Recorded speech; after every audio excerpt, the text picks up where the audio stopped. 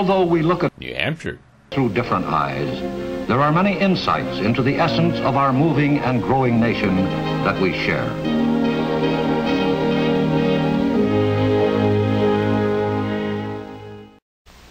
The opposing point of view in this conflict rests on a fundamentally different vision of man.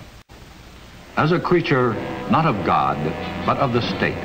In this system, the value of individual man diminishes sharply, and the state is all important. The state will run his life for him, his political life, his business life, his social life. What we oppose fundamentally is the aggressive nature of the communist state. Its unceasing effort to expand wherever it can, to grow bigger, to take over, to supplant. This deadly impulse toward aggression we oppose as a continual threat to peace. These are the contrasting points of view between the major antagonists in the conflict.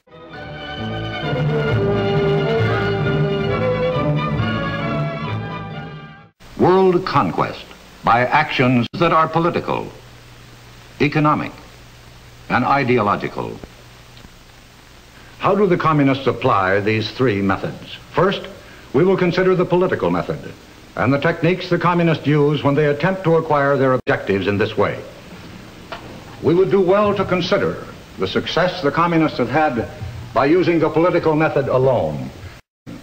Now, how do they go about applying this political method? The communist coup provides us with a blueprint of the ideal formula for political conquest, which includes taking over a country without outside intervention. Destruction of its parliamentary form of government. Murder of its democratic leaders when necessary. Rigged elections with only the communist candidates. Once the penetration is complete, all this is backed by the naked force of military occupation. By such devices, the Union turned its states into satellites, political and economic puppets. Political action was cruder, but no less effective. Here, it was political action by conquest.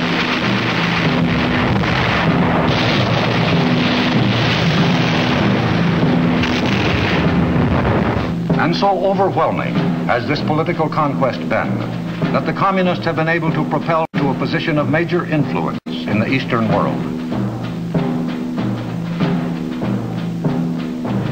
The political force method includes the suppression of freedom in a country already under communist control, without outside interference.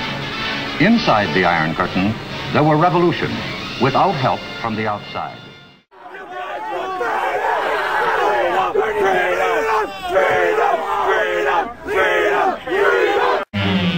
And finally, there is the International Communist Party, dedicated to the subversion and overthrow of every still free government.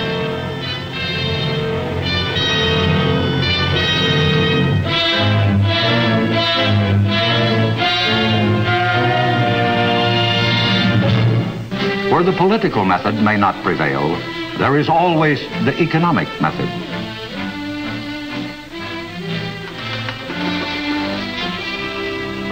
I'm Frank McGee.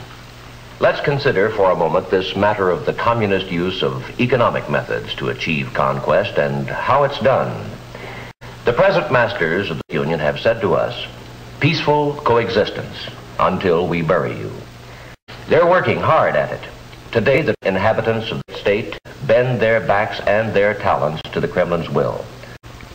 Throughout the vast stretches of this empire, you find new industrial cities, plants, assembly lines,